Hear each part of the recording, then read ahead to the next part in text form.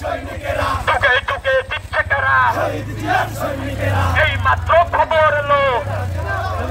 সৈনিকার পালিয়ে গেল